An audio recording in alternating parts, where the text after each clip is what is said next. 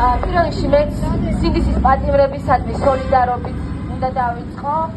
და თანადგომით არც ერთი დღე არ ვართ ჩვენ ამ ქვეყანაში იმდენი, რომ რომელიმე ქართველის, რომელიმე ჩვენი მოქალაქის ერთი დღე და თუნდაც ერთი საათი იყოს დასაკარგი, როდესაც მართლა ძალიან ბევრი გამოწვევაა, რომ ჩვენ ქვეყანა მართლა გადარჩენისთვის იბრძვის ყოველდღე და ვიღაცებს ამის შეგნება ძალიან დაკარგული აქვს და ერთმანეთის და ჩვენი თავისივე მოქალაქეების დაჭრით არიან სამწუხაროდ დაკავებული. მე მინდა კიდევ საჯარო მოხელეებს მოგმართოთ, იმიტომ რომ ბევრი თქვენგანი სწავლობდით უნივერსიტეტებში, ჩვენთან ერთად, ჩვენ გვერდით, მათ შორის უცხოეთშიც სწავლობდით იმ გრანტებით, იმ ევროპა-ამერიკაში დადიოდით, იმ გაცვლითი პროგრამებით, სხვადასხვა საშუალებით,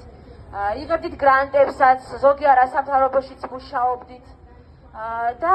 ნუ გაიხდით საქმეს ისე თქვენი გაჩუმებით, რომ ეს გაგიხდეთ დასამალი. იმიტომ რომ ტოტალიტარიზმი და დიქტატურა მიდის ყოველთვის შორს. თავიდან ის იწყებს იმით, რომ უნდა გაჩუმდეთ, შემდეგ იმით, რომ დიქტატორი უნდა აქოთ, ხოლო შემდეგ იმით, რომ თქვენი მეგობარი, თქვენს მეგობარს, ახლობელს თუნდაც, რომელიც სხვანაირად ფიქრობს, ესროლოთ ქვა და თუ აი წინააღმდეგობას არ გაწევთ, ამ სტადიამდეც მიგიყვანენ სამწუხაროდ და ბოლო ეს იქნება, რომ გაიძულებენო თქვენს კურსელებს, თქვენს მეგობრებს შეაქციოთ ზურგი და აქ ესროლოთ ქვა და ასევე დამალოთ და უარყოთ ის თქვენი გამოცდილება, სადაც მიიღეთ განათლება, სადაც ისწავლეთ და რამაც მოგცათ საშუალება, რომ თუნდაც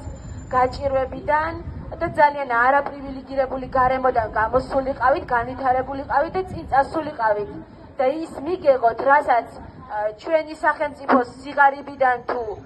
კორუფციიდან თუ სხვადასხვა პრობლემიდან გამომდინარე, რა განათლებაც ვერ მიიღეთ და რა შესაძლებლობებიც ვერ მიიღეთ.